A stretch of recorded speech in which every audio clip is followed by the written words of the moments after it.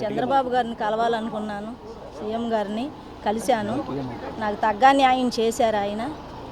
నా బిడ్డ కేసులో నాకు సాయం చేస్తానన్నారు. నాకు తగ్గ న్యాయం చేశారు. నేను అదే చాలు అనుకుంటున్నా. నా పిల్లోడి గురించి నాకు న్యాయం చేశారు. నీకు న్యాయం చేస్తానమ్మా అన్నారు. నాకు న్యాయం చేశారు అయ్యా. అది మా బాబు కేసులో నాకు సాయం చేస్తానన్నారు.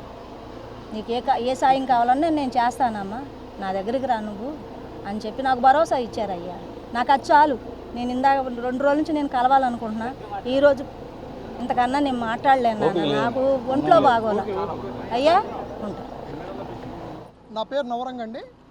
నేను విజయలక్ష్మి గారి తమ్ముడిని. మేము ఈరోజు అందరం కలిసి చంద్రబాబు గారిని కలవడం జరిగింది. చంద్రబాబు గారు మా సిస్టర్ గారితో ఒక గంట సేపు ఆమె బాధలన్నీ విని ఆమెకి ఏ విధంగా న్యాయం జరిగిద్దో ఆలోచించి ఆమె కష్టాలని తీరుస్తానని భరోసా ఇచ్చారు. అంతేకాకుండా ఆమె ఎవరైతే అన్యాయం చేశారో వాళ్ళ మీద క్రిమినల్ కేసు కట్టి వాళ్ళని 302 కేసు కట్టి వాళ్ళని సబ్ జైలు కూడా వేస్తానని హామీ ఇచ్చారు. ఆల్రెడీ అలాగే కేసు కూడా కడతం జరిగింది. చంద్రబాబు గారు లాంటి నాయకుడు ఆ తల్లి బాధ విన్న తర్వాత ఆ తల్లి బాధలు తీర్చడానికి ఆయన ఇచ్చిన భరోసా అంతకన్నా ఆ తల్లికి ఇంకేం అవసరం లేదని మా మనసుకు అనిపించిందండి. మాకు అంతకు మించిన ఆయన ఇచ్చిన భరోసాను మించిన మాకు ఇంకా ఏ కోరికలు లేవు. మా బాధలన్నీ ఆయనతో చెప్పుకున్నాం. ఇలాంటిది ఇంకా ఏ ప్రజలకి ఎవరికి లేని వాళ్ళకి జరగకూడదని కూడా ఆయనకు విజ్ఞప్తి చేశాం. ఇది రాజకీయపరమైన హత్యలు కాదండి.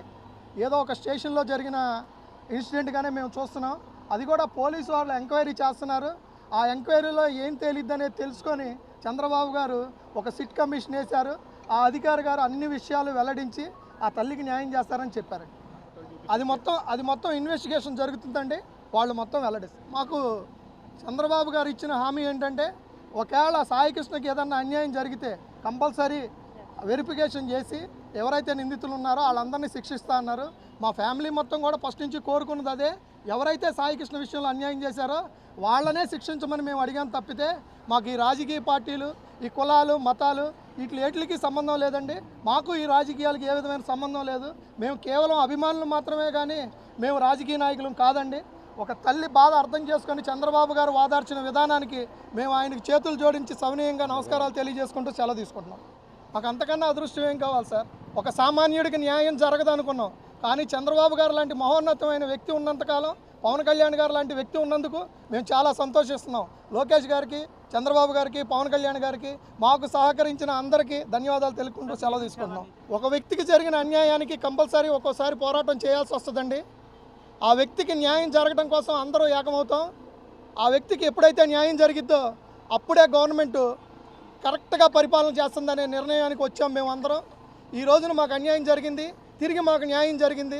ఎవరైతే మమ్మల్ని ఇబ్బంది పెట్టారో ఆ వ్యక్తి మీద క్రిమినల్ కేసు పెట్టినందుకు మేము చాలా సంతోషిస్తున్నాం. మాకు ఎవరి మీద కక్షలు, కార్పణ్యాలు, రాజకీయ ద్వేషాలు లేవు. దయచేసి మమ్మల్ని ఇక్కడితో మమ్మల్ని విడిచిపెట్టవలసిందిగా మీడియా వారిని కోరుతున్నాం.